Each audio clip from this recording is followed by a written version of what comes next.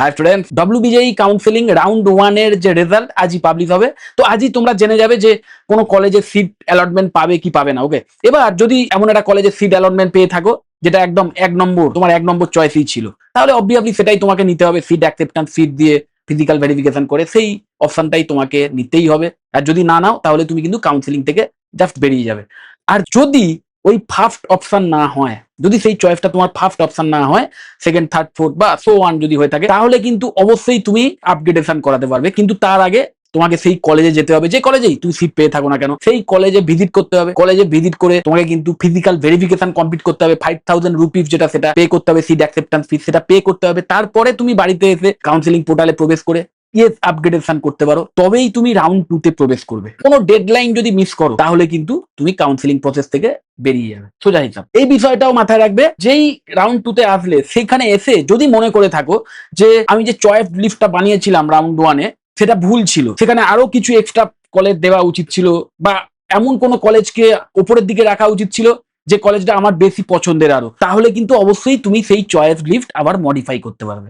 এবং সেই মডিফিকেশন করার সময় এমন ভাবে করবে, এর আগেও আমি বারবার বলেছিলাম চয়েস ফিলিংটা ভীষণ ইম্পর্টেন্ট। এবং সেই চয়েস ফিলিং এর রুল হচ্ছে, সিম্পলেস্ট রুল এটাই, যে নিজের পছন্দকে প্রায়োরিটি দাও, অন্যদের কথা ভুলে যাও, নিজের র্যাঙ্কের কথা ভুলে যাও, নিজের পছন্দকে প্রায়োরিটি দাও। তোমার ড্রিম কলেজের ড্রিম ব্রাঞ্চ কোনটা সেটাকে 1 নম্বরে রাখো, তার চেয়ে একটু কম ড্রিম কলেজে কম ড্রিম ব্রাঞ্চ কোনটা সেটাকে 2 নম্বরে রাখো। এইভাবে পরপর সাজাও, এবং তোমার র্যাঙ্ক যত পেছনের দিকে থাকবে, মানে যত খারাপ র্যাঙ্ক হবে, যত শেষের দিকে র্যাঙ্ক হবে, তত বেশি ব্যাকআপ অপশন রাখতে হবে। ওকে, তো এই সিম্পল ফর্মুলা ফলো করে যদি তুমি চয়েস লিস্ট বানাও, তাহলে আর এই ভয়টা থাকবে না যে আপগ্রেডেশন হওয়ার পরে এমন কোন কলেজে আমি পেয়ে যেতে পারি যে কলেজটা যেটা পেয়েছি তার চেয়েও খারাপ আমার কাছে।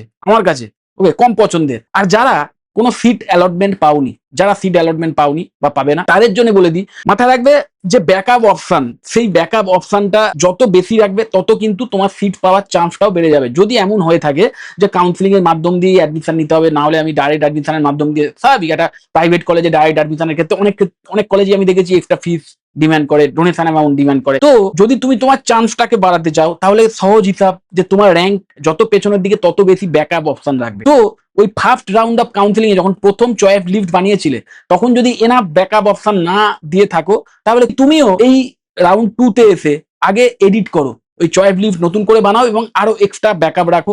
এবং এই ব্যাকআপ রাখার সময়তেও একই ফর্মুলা, যে নিজের পছন্দটাকে প্রায়োরিটি দাও। একটু হলেও, একটু 19-20 পছন্দের হেরফের হলেও সেইটাকেও মাথায় রেখে ব্যাকআপ অপশন বানাও। ওকে, তো সেইভাবে যদি পরপর চয়েস লিস্টটা বানাও এবং এনাফ ব্যাকআপ অপশন রাখো, তাহলে কিন্তু তোমার কোনো একটা কলেজের সিট অ্যালটমেন্ট হওয়ার চান্সটা অনেকটাই বেড়ে যাবে। ওকে, আর এটাও তোমাদের বলে দিই যে যারা রাউন্ড 1 এ কোনো একটি কলেজে সিট অ্যালটমেন্ট পেয়েছে এবং আপগ্রেড করিয়েছে, এবং রাউন্ড 2 এর রেজাল্ট বেরোনোর পর যদি তুমি কোনো কলেজে সিট অ্যালটমেন্ট না পাও, তাহলে রাউন্ড 1 এর যে সিটটা সেটা কিন্তু তুমি আবার ফেরত পেয়ে যাবে, সেটা কিন্তু তোমার থাকবে। কিন্তু যদি রাউন্ড 2 তে এসে কোথাও পেয়ে যাও, তাহলে কিন্তু আর তুমি ওই রাউন্ড 1 এর যে সিট সেটা ক্লেম করতে পারবে না।